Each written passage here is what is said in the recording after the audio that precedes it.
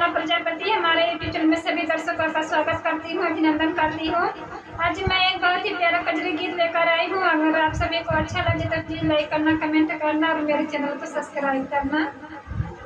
कोठिला से निकर भौजी की नकी कर जाऊरा, हाली हाली देहली बनाई ना। कोठिला से निकर भौजी की नकी कर जाऊरा, हाली हाली देहली बनाई ना।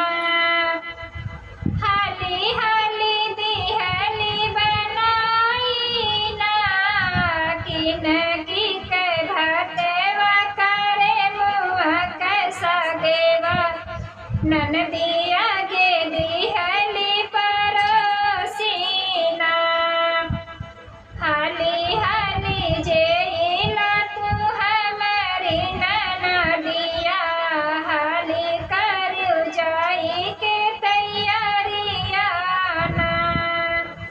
हाली हाली जेला तू हमारी ननदिया, हाली कर जाई के तैयारिया ना।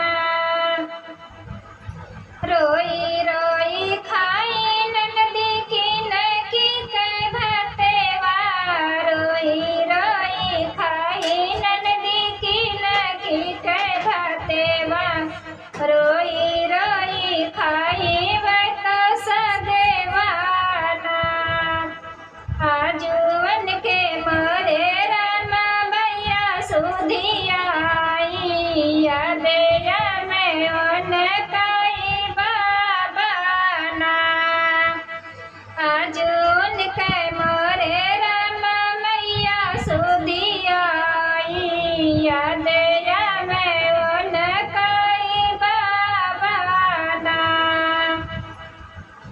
शेरे भर को दई सबा शेर की नकी, शेरे भर को दई सबा शेर की नकी, दाई दी ननदी कभी दैया ना।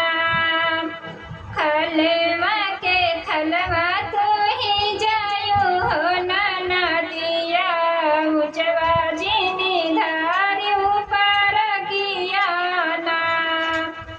खलवा के खलवा तो ही जायो हो नाना दिया, उजवा जीनी धारी ऊपर किया ना।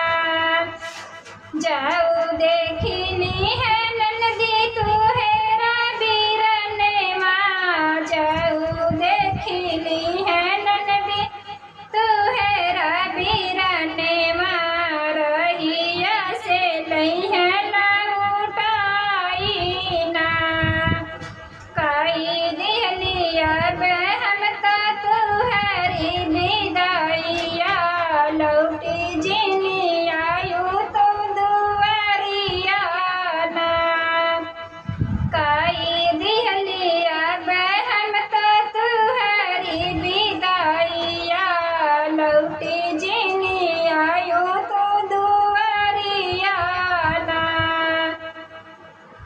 ऊंचे वाही ऊंचवा में जाबे मर भाऊजिया, ऊंचे वाही ऊंचवा में जाबे मर भाऊजिया, नाही धरबे नाही धरबे खलवा पर गिया ना।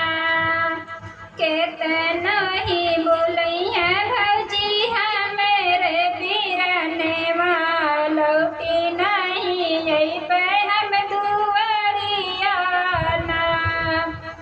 केतनो बोलई है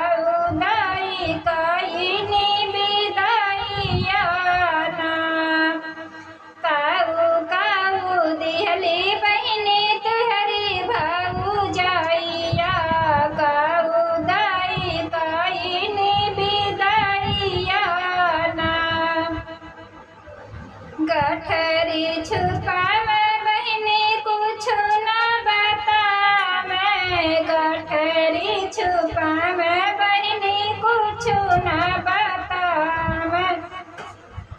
भैया जेली है न